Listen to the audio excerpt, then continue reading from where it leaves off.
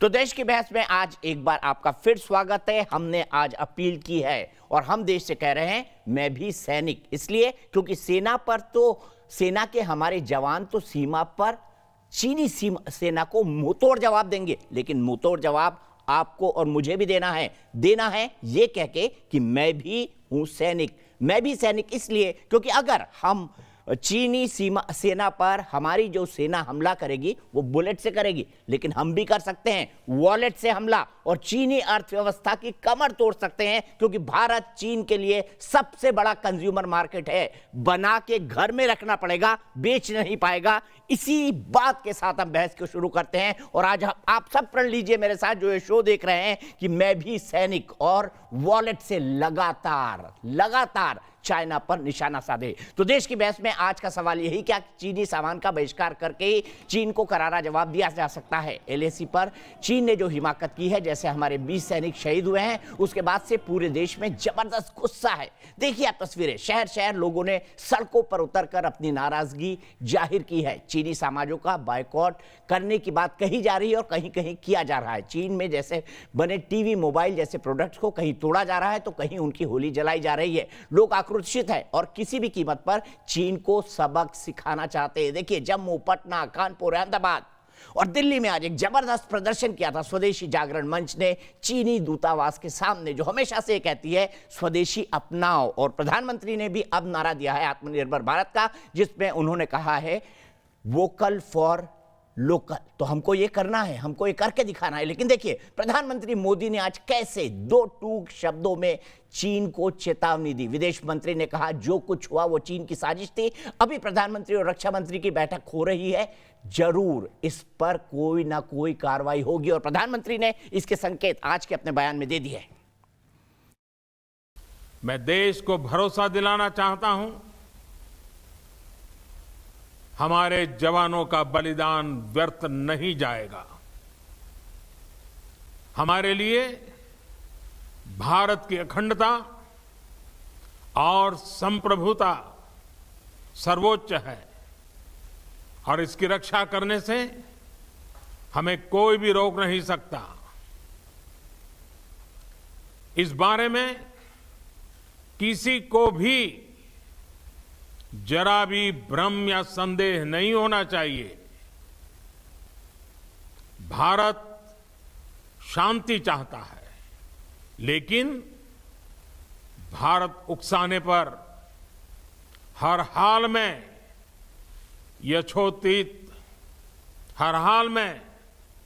यथोचित जवाब देने में सक्षम है। हम कभी किसी को भी उकसाते नहीं हैं, लेकिन हम अपने देश की अखंडता और संप्रभुता के साथ समझौता भी नहीं करते हैं।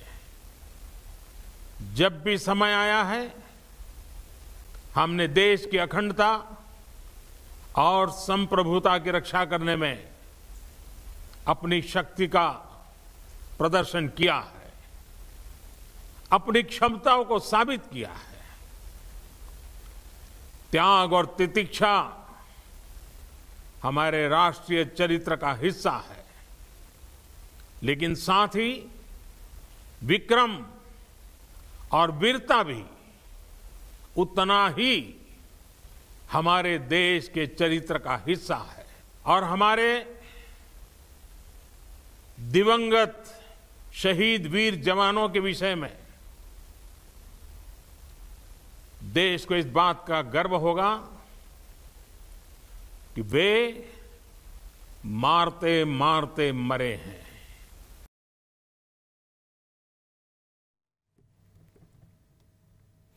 तो मारते मारते शहादत दी है हमारे वीर जवानों ने, और वो भी उस वक्त जब वो किसी मिलिट्री के साजो सामान के साथ नहीं गए थे, क्योंकि वो तो वहां पर शांति की बातचीत करने गए थे। ये धोखेबाजी चीन की है, इसीलिए चीन को जवाब देना है। हमको कहना है मैं भी सैनिक। और हम कैसे कह सकते हैं? चीन के सामान का बहिष्कार करके। एक बड़ा लक्ष्य प्रवीण खंडेलवाल जी जो CIT के जनरल सेक्रेटरी हैं, उन्होंने दे दिया है। फिर से वापस बहस में आता हूं, डॉक्टर संबित पात्रा। सबसे पहले मैं आपसे जानना चाहता हूं, अश्विनी महाजन जी के पास जाऊं, उससे पहले मैं आपसे समझना चाहता हूं, प्रधानमंत्री इतने दो टूक बहुत कम सुना है, वो भी चाइना के बारे में, क्योंकि चाइना के बारे में जब भी कहा जाता है बड़े संभल संभल के कहा जाता है। इस एग्रेशन के मायने क्या? देखिए, आपको समझना होगा कि जो कुछ भी आज स्टैंड ऑफ हुआ है चाइना के साथ, इसके पीछे एक परिप्रेक्ष्य है। It was almost coming. आप देखिए, प्रधानमंत्री ने इससे पहले जो 20 लाख करोड़ का पैकेज किया, उसमें उन्होंने आत्मनिर्भर शब्द का इस्तेमाल किया और बार बार कहा गया, हर प्लेटफॉर्म से कहा गया, अब वक्त आ गया है जब भारत को आत्मनिर्भर होना हो। प्रधानमंत्री ने बार बार कहा कि अपने घर में बने प्रोडक्ट के आप वोकल हो जाओ, लोकल के लिए वोकल हो जाओ। प्रधानमंत्री ने कहा कि आप इस पैंडेमिक को, इस मुसीबत की घड़ी को एक अपॉर्चुनिटी के रूप में देखो। एफडीआई के नॉर्म्स में भी बदलाव किए गए ताकि जो निवेशक हैं वो यहां पर आके ज्यादा निवेश करे और हमारी भारत की कंपनियों को हथियार ना ले। ठीक उसी समय आप देखिए, चाइना और अमेरिका, चाइना और ऑस्ट्रेलिया, इनके रिलेशन में भी दरार आ रहे थे। तो स्वाभाविक रूप से चाइना चहुंदिक दिशा में कहीं ना कहीं एक बहुत बड़े प्रेशर में था और उस प्रेशर से कैसे अपने आप को वो डाइवर्ट करे, उसका नतीजा आज हम देख रहे हैं। तो एक इकोनॉमिक एस्पेक्ट तो है ही, इसमें कोई दो मत नहीं है कि जो आज हम फेस ऑफ देख रहे हैं उसमें एक बहुत बड़ा एस्पेक्ट इकोनॉमिक एस्पेक्ट है। बाकी जो आपका मूल प्रश्न है कि इस यज्ञ में हर हिंदुस्तानी अपना आहुति दे और वैलेट के माध्यम से दे, अपने वॉलेट के माध्यम से, अपने पेटीएम के माध्यम से, अपने डिजिटल मोड ऑफ पेमेंट के माध्यम से वो इसमें आहुति दे। देखिए, ये एक लॉन्ग टर्म प्रोसेस होता है। केवल आज हमारे 20 जवानों को याद करके हम इमोशनली चार्ज अप हो जाए और ये कह दे और कल को हम भूल जाए, ये युद्ध फिर नहीं हो सकता है। इसलिए मुझे लगता है कि ये अगर संकल्प हम करते हैं और करना भी चाहिए और हिंदुस्तान में लोग कर भी रहे हैं, इसको एक लॉन्ग टर्म प्रतिबद्धता के साथ हृदय में स्थान दें और उसमें हम बिल्कुल खरे उतरे। और याद रखिए, एक बड़ा चैलेंज जो इसमें आने वाला है, अभी दिवाली आएगी, दिवाली में कुछ चीजें हो सकता है चाइना के आपको सस्ते मिल जाए और कुछ चीजें वही इंडिया की थोड़ी हो सकता है 10-15 पैसे महंगे मिले। इसमें आपको सोच समझ कर कि आप जो खरीद रहे हैं उससे बुलेट खरीदा जाएगा आपके जवानों के लिए, ये सोच कर आपको आगे बढ़ना है। ये एक लॉन्ग टर्म प्लान के रूप में हमें करना पड़ेगा। बिल्कुल लॉन्ग टर्म प्लान की बात की। मैं सीधे चलूं प्रवीण खंडेलवाल जी के पास। प्रवीण खंडेलवाल क्या सॉल्यूशन देंगे सस्ती चाइनीज लाइट का? उससे पहले मैं अचल श्रीवास्तव जी के पास चलता हूं। अचल जी, मैं जानना चाहता हूं, चाइना से जब हम डिप्लोमेसी करते हैं तब हमको कई तर्कों पे, कई परतों के बारे में सोचना पड़ता है। क्यों, आप देश को कैसे समझाएंगे क्यों इतना कॉम्प्लेक्स है चाइना? इसलिए क्योंकि वहां डेमोक्रेसी नहीं है, इसलिए क्योंकि वहां कम्युनिस्ट शासन करते हैं, और क्यों बार बार वो इस तरह की विस्तारवादी चालें चलता है, किसी भी देश को नहीं छोड़ता है? देखिए, इसमें कोई दो राय नहीं है कि चाइना में डेमोक्रेसी नहीं है, ट्रांसपेरेंसी नहीं है। लेकिन सबसे बड़ी बात यह है कि चाइना का जो ग्लोबल एम्बिशंस हैं वो पूरी दुनिया पे राज करना चाहता है। वो अपनी मिलिट्री स्ट्रेंथ को बैकअप सपोर्ट मान के पूरी दुनिया की आर्थिक रूप से छोटे बड़े देशों को गुलाम बनाना चाहता है। उसकी डेब्ट ट्रैप पॉलिसी जो है वो भी इसका एक हिस्सा है। बड़े देशों की इकोनॉमी में वो डीप पेनिट्रेशन करना चाहता है। उसने कोरोना के चलते हुए जो डिस्ट्रेस्ड प्रॉपर्टीज थी उसमें इन्वेस्ट करना शुरू कर दिया ताकि आने वाले समय में वो अपना जो प्रभुत्व है वहां जमा सके। तो इस सब के चलते हुए आपको याद हो शायद जब राजीव गांधी चाइना गए थे तो उनके प्राइम मिनिस्टर, उनके प्रेसिडेंट ने ये कहा था कि 21st सेंचुरी एशिया को भारत के बिना कंप्लीट हो नहीं सकती है, और यही बात वो अब भूल चुके हैं। अब जब हम उन्हें याद दिलाते हैं कि अगर 21st सेंचुरी को एशिया को बिलोंग करना है तो भारत और चीन को साथ में मिलकर काम करना होगा, लेकिन वो नहीं चाहते। वो चाहते हैं ना सिर्फ एशिया में बल्कि पूरे ग्लोबली जो है वो उनका प्रभुत्व रहे, और वो भारत को एक बहुत बड़ा कॉम्पिटिटर मान के चलते हैं। तो हमने उनके साथ बातचीत, दोस्ती से हमने अपनी शुरुआत करी थी, लेकिन जैसे जैसे धीरे धीरे उनकी नीयत साफ हुई तो हमने उनके लिए एक मल्टी प्रोन्ज डिप्लोमेसी या मल्टी प्रोन्ज पॉलिसी अडॉप्ट करी, जिसमें यह था कि जहां तक संभव होगा हम आपके साथ कोऑपरेट करेंगे, कोलैबोरेट करेंगे, लेकिन जरूरत पड़ेगी तो हम आपको कन्फ्रंट भी करेंगे, जहां जहां जरूरत पड़ेगी हम आपको कंटेन भी करेंगे। और पिछले इन सालों में हम यही करते चले आ रहे हैं। तो ये एक बहुत ही कॉम्प्लेक्स रिलेशनशिप है। इस रिलेशनशिप के चलते हुए आज ऐसी हालात बन गए हैं कि हमारा जो ट्रेड डेफिसिट है वो 60-70 बिलियन डॉलर का हो गया है। तो उस दिशा में जो जिस आत्मनिर्भरता की आप बात कर रहे हैं, ये बहुत ही एक इंपॉर्टेंट एस्पेक्ट बन जाता है 2 वजह से। एक तो ये कि अगर हमने चाइना को लेसन दिलाना है तो उसका सबसे वल्नरेबल पॉइंट है उसकी अर्थव्यवस्था। अगर हम उसकी अर्थव्यवस्था को हिट कर सकते हैं, बिल्कुल सही, by remaining within the norms of the global rules and regulation, WTO के रूल्स रेगुलेशन पे रहकर अगर हम उसको हिट कर सकते हैं तो वो चाइना को कमजोर बनाएगा। और हिट हम तभी कर सकते हैं अचल श्रीवास्तव जी, जब हर भारतीय मन में संकल्प करे कि नहीं, मुझे चाइना के सामान को नहीं छूना है। प्रवीण खंडेलवाल जी, क्विक जवाब। संबित पात्रा जी ने कहा सस्ती चाइनीज लाइट्स आ जाएंगी, सस्ता चाइना के गणेश जी की मूर्ति आ जाएगी, शिव जी की मूर्ति आ जाएगी, माता लक्ष्मी की मूर्ति आ जाएगी, विष्णु जी की मूर्ति आ जाएगी। क्या करेगा आम ग्राहक जिसके पास पैसे की कमी होगी कोरोना काल में? कैसा ऑल्टरनेट देंगे आप? दीपक जी, मेरे मित्र संबित जी ने बहुत 2-3 विषय कहे जिनको मैं स्पष्ट करना चाहता हूँ। पहली बात तो ये जो इस समय बहिष्कार है, ये भावनाओं का उबाल नहीं है। हमने ये बहिष्कार का आंदोलन 10 जून से शुरू किया है और ये 1.5 वर्ष का हमारा अभियान है जो दिसंबर 2021 में 1 लाख करोड़ का नुकसान करके पूरा होगा। नंबर 1। नंबर 2, मेरे मित्र संबित जी ने कहा कि पेटीएम का हम इस्तेमाल करें। मेरा सख्त ऑब्जेक्शन है। कल हम उस पर भी जा रहे हैं कि जितने ऐसे स्टार्टअप हैं जिनके अंदर चाइना का पैसा लगा है, वो पेटीएम है या कोई उसके दूसरे विकल्प हमारे पास उपलब्ध है। इनका भी हमको बहिष्कार करना है, नहीं तो क्योंकि इनका असली फायदा अलीबाबा को मिलेगा और अलीबाबा का पैसा हिंदुस्तान की फौजों के खिलाफ लगेगा। नंबर 2। नंबर 3, मैं आपको ये बताना चाहता हूँ कि जो इलेक्ट्रिक लाइट का आपने जिक्र किया, मैंने बार बार ये कहा है कि हमें चाइना के और हिंदुस्तान के माल के फ़र्क को समझना होगा। चाइना का माल यूज़ एंड थ्रो होता है जिसकी कोई गारंटी नहीं होती है और वो माल एक बार यूज़ करा और बाद में कूड़े कबाड़ के अंदर जाता है। हिंदुस्तान का जो माल होता है वो माल यूज्ड और रीयूज्ड किया जाता है। आप हिंदुस्तान के माल को कभी भी कर सकते हैं। ये फ़र्क को हमें अब उपभोक्ताओं को समझाना है। और संबित जी कुछ कहना चाहते हैं? संबित जी, इन्होंने कहा पेटीएम का पैसा अलीबाबा को जा रहा है। दीपक जी,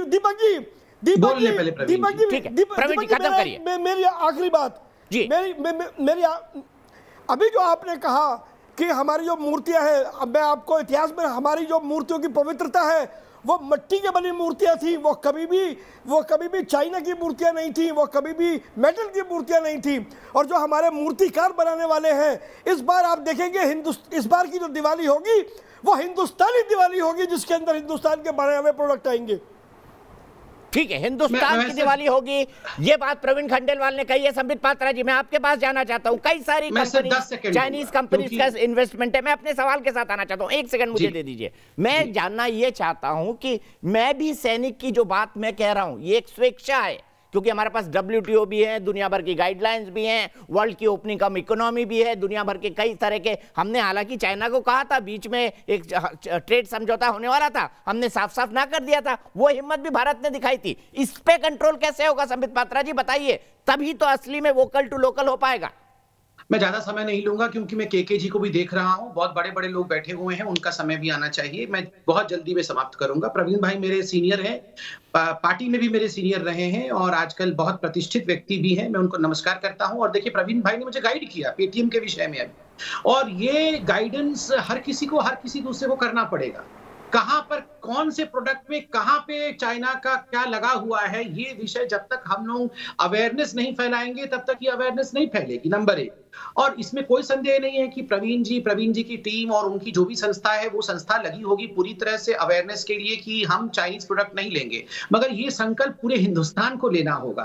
केवल एक संस्था, कुछ व्यक्ति अच्छे मन से लेंगे तो नहीं होगा, वो तो योद्धा है ही, मगर पूरे हिंदुस्तान को धीरे धीरे, ये एक बलिदान होता है। ये कोई देखिए, अपने जेब से 2 पैसे एक्स्ट्रा देना ये एक बलिदान है, और हिंदुस्तान को अगर महान बनाना है तो हर किसी को बलिदान देना पड़ेगा। नंबर 2। तीसरी बात मैं कहना चाहता हूं, देखिए आरसीपी को भी याद करिए, किस प्रकार भारत के इंटरेस्ट को सेव करने के लिए एक मल्टीलैटरल प्लेटफॉर्म में भी भारत के प्रधानमंत्री नरेंद्र मोदी जी ने हिंदुस्तान के ट्रेड इंटरेस्ट को और हिंदुस्तान के व्यापारियों के इंटरेस्ट को प्रोटेक्ट किया था। और ये लड़ाई कोई आज एक दिन की नहीं है, multi pronged attack, militarily, diplomatically, politically और सबसे बड़ी बात है इकोनॉमिकली, इन चारों विंग के साथ हम लड़ेंगे।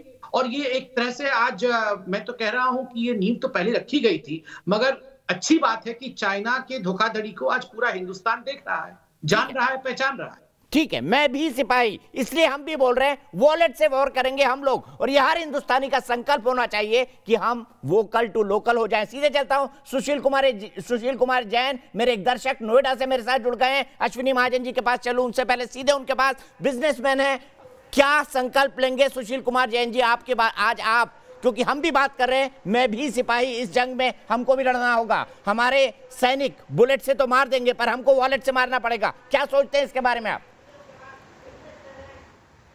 देखिए, मैं ये कहना चाहूंगा कि निश्चित रूप से हम लोग अपनी वैलेट से ही इस लड़ाई को जीत पाएंगे। अगर हमने इस लड़ाई को इसी तरह लड़ना शुरू करें जैसे किया है अभी, अगर आगे ऐसी तरह लड़ते रहे जैसे कि हमारे माननीय प्रवीण खंडेलवाल जी जो अभी यहाँ पर अभी बता रहे थे हमें, तो वो जो लड़ाई हमारी 10 जून से स्टार्ट हुई है, मैं उसका एक असर आपको बताता हूं कि हमारी दुकान पर आने वाले लोगों ने अब आज से हमसे भारतीय सामान मांगना शुरू कर दिया है। अब वो चाइना का जो सामान है उसको मांगने के लिए मना करने लगे हैं। तो हम लोग अब विकल्प की तलाश कर रहे हैं कि कैसा विकल्प हमारे पास होगा कि जो हम उन लोगों को वही सामान दे पाए जो कि भारत में बना हो। ठीक है, बिल्कुल सही बात कही। इसी सवाल को लेकर सबसे बेहतर जवाब दे सकते हैं अश्विनी महाजन जी। अश्विनी महाजन जी, बाजार को क्या हम विकल्प उपलब्ध कराने में, इसी सवाल को संबित जी के पास भी लेके जाऊंगा क्योंकि सरकारी पॉलिसीज की भी जरूरत है। अश्विनी जी, विकल्प हम कैसे उपलब्ध कराएंगे, क्योंकि हमने कह दिया मैं भी सिपाही, लेकिन सिपाही को लड़ाई लड़ने के लिए साजो सामान चाहिए, हिंदुस्तान का माल बनेगा तब वो खरीद पाएगा, कैसे हो पाएगा ये संभव? देखिए, पिछली सरकारों ने जो गड़बड़ करी कि लगातार जो इंपोर्ट टैरिफ्स हैं वो घटाते चले गए, जिसके कारण उनका सस्ता सामान यहाँ डंप होता गया और देश की जनता को ऐसा लगा कि वो बहुत सस्ता सामान है, उन्होंने ख़रीदना शुरू कर दिया। हमारे सामान बाज़ारों से गायब हो गए। लेकिन पिछले 2 सालों में जिस प्रकार से भारत सरकार ने इंपोर्ट टैरिफ्स बढ़ाए हैं, एंटी डंपिंग ड्यूटीज़ लगाई हैं और इसके अलावा बहुत सारी वस्तुओं पर नॉन टैरिफ बैरियर्स जैसे स्टैंडर्ड्स लगाए हैं और रेसिप्रोसिटी क्लॉज लगा करके विदेशी चीनी कंपनियों को रोका भी है, तो उसके कारण अब देश में विकल्प बनने शुरू हो गए हैं। अब आप ये देखिए कि ऐसे ही नहीं होता, जो हर साल $10 बिलियन हमारा ट्रेड डेफिसिट है चीन के साथ बढ़ता जा रहा था। 17-18 में वो $63 बिलियन हो गया था और अभी 19-20 में वो $48 बिलियन रह गया है। $15 बिलियन कम हुआ है। अपने देश में केमिकल्स का उत्पादन बढ़ा है, स्टील का उत्पादन बढ़ा है, हमारे देश में इनऑर्गेनिक केमिकल्स का उत्पादन तो बहुत तेज़ी से बढ़ा है। इसके अलावा इलेक्ट्रॉनिक्स में भी हमारी 17% इंपोर्ट चीन से कम हुए हैं, इनऑर्गेनिक केमिकल्स में तो 38% कम हुए हैं। यानी कुल मिलाकर के अपने देश में उत्पादन बढ़ना शुरू हो गया और हमारे देश में विकल्प आने शुरू हो गया। अब ये ई रिक्शा की बात सोचिए कि ई रिक्शा पहले पूरा का पूरा ई रिक्शा चीन से आता था। आज लगभग 70-80% ई रिक्शा का जो सामान है वो भारत में बनने लग गया। इसी प्रकार से बहुत सारी और आइटम्स भी हैं जो भारत में अब बनने लग गई हैं।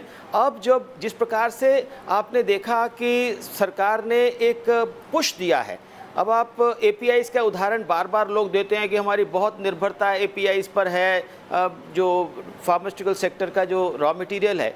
अब आप ये देखिए कि हम 90% वो APIs खुद बनाया करते थे, जो आज 90% हम बाहर से मंगाते हैं। तो अब सरकार ने 3000 करोड़ रुपए का एक पैकेज लाए हैं और उसके माध्यम से देश में API का प्रोडक्शन बढ़ेगा। इसी प्रकार से इलेक्ट्रॉनिक्स में हम पीछे थे, अब सरकार ने 42,000 करोड़ रुपए का एक पैकेज लेकर, ये 20 लाख करोड़ से अलग है और ये 42,000 करोड़ रुपए का जो पैकेज है प्रोडक्शन लिंक्ड के हिसाब से, उसमें थोड़े बदलाव भी करने पड़ेंगे। तो हमें अपने देश में मोबाइल फ़ोन्स भी बनेंगे, इलेक्ट्रॉनिक्स का दूसरा सामान भी बनेगा। कुल मिलाकर के जो हम सोचते थे कि अब चीन का कोई विकल्प नहीं है, चीन का विकल्प भारत में बनना शुरू हो गया है। इसी कारण से चीन इस समय बौखलाया हुआ है। जिस प्रकार से दुनिया भर में चीन का बहिष्कार हो रहा है, अमेरिका में बहिष्कार हो रहा है, यूरोप में बहिष्कार हो रहा है, भारत में भी बहिष्कार हो रहा है। कुछ लोग ऐसा भी कहते हैं कि हम क्या कर लेंगे, हमारा तो सिर्फ 3% इंपोर्ट है। ऐसा नहीं है, हम उनके ट्रेड सरप्लस का 12% दे रहे हैं और उसी प्रकार से 80 से 90% उसके ट्रेड सरप्लस का अमेरिका दे रहा है। ऐसे में ये दोनों देश यदि और उसके अलावा यूरोप और बाकी देश भी हैं, हम चीन की कमर तोड़ सकते हैं, चीन के उत्पादन को बंद करवा सकते हैं। आज जो दुनिया की फैक्ट्री चीन बना हुआ है, कल वो ताश के पत्तों के जैसे महल बने होते हैं उस प्रकार से ढेर हो सकता है। हमें आपने जैसे सही कहा, हम अपने वॉलेट की पावर का इस्तेमाल करें और हम अपने देश में बनी हुई चीज़ों का इस्तेमाल करें और चीन के माल का बहिष्कार करें। चीन की कंपनियों को भी बाहर करना पड़ेगा, चीन के निवेश को भी बाहर करना पड़ेगा। पेटीएम की बात आई, पेटीएम अकेले नहीं है, ऐसे बहुत सारे और भी ऐप्स हैं जिनके उपयोग हो रहे हैं और वो चीन से आते हैं। इसी प्रकार से अभी जो बाद में आप मैं सर आपके पास फिर आता हूं, मुझे एक कमेंट जल्दी से जनरल के सिन्हा का लेना है। जनरल सिन्हा, मैं आपसे जानना चाहता हूं, अगर चीन पर डबल चोट पड़ी, एक तरफ से चारों तरफ से, अमेरिका भी उसके खिलाफ है, इंग्लैंड भी उसके खिलाफ है, रशिया भी मोटे तौर पर उसके खिलाफ है, सभी लोग कोरोना के कारण उससे बहुत दुखी हैं, क्या उसका यही फ्रस्ट्रेशन और यही कीज है, उसको लगता है कि भारत को अभी संकट में डालो और चूंकि भारत के सब दोस्त हैं तो ये तमाम लोग भारत को बचाने आ जाएंगे? आपको क्या लगता है, ऐसे में क्या मिलिट्री की लड़ाई लड़ने की हिम्मत रखता है चाइना? आप एक रिटायर्ड फौजी के तौर पर क्या सोचते हैं इस हालात में? देखिए दीपक जी, जिस तरह से आप परिस्थितियां बन रही हैं, ये जो चीज सामने आ रही है, यदि ऐसा चौतरफा मार पड़ेगा तो चीन ने कभी भी हमारी तरफ आंख उठा के क्या देखना, वो खड़ा ही नहीं हो सकता। देखिए, ये एक बहुत बड़ा चैलेंज आया था, इसको आप अपॉर्चुनिटी में बदल सकते हैं।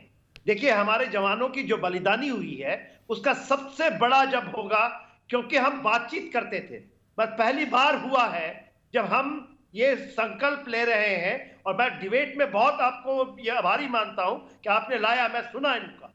मुझे अभी पूरी यकीन है कि हम जब ये चोट करेंगे वैलेट का, तो आपके बुलेट, हमारे बुलेट तो ऑलरेडी शार्प हैं, हम बहुत ही अच्छे पोजीशंस में हैं। मैं यकीन दिलाता हूं आपको, अपने तजुर्बे से बताता हूं। पर भारत के लिए ये केवल चीन के नहीं, जिस तरह से भारत उभर के आएगा, यदि ये संकल्प हमने कर लिया, चीन तो किनारे पड़ जाएगा ही। चीन क्यों कर रहा था? चीन चाहता था कि इस दबाव के अंदर शायद हम चीन के साथ लगे रहें, जो चल रही थी चीजें, लोग बात कर रहे हैं, जितनी कंपनियां चल रही हैं। अब देखिए 5G आने वाला है, वो हुआवे को हमने अभी तक नहीं किया बैन। ठीक है, उस पर भी आऊंगा मैं, 5G पर भी आऊंगा। संबित पात्रा के लिए मेरे पास एक साउंड बाइट भी है जो देश ने सुनी है, देखी है, महसूस की है। लेकिन मेरे एक और दर्शक जुड़ गए हैं, क्योंकि दर्शकों को जोड़ना देश की बहस की परंपरा है। विपुल सक्सेना पायलट हैं। विपुल, क्या कहेंगे? क्या आपको लगता नहीं है अब हमको भी सिपाही बनने की जरूरत है अगर चाइना से लड़ना है तो? हमारे वॉलेट से बिल्कुल बहुत जरूरी है। अभी हमें आ गया जब सारे देशवासियों को इकट्ठा होकर और चीन के जितने भी प्रोडक्ट्स हैं उनका बैकआउट करना चाहिए, जितने भी उनके ऐप्स हैं उनको डिलीट कर देना चाहिए।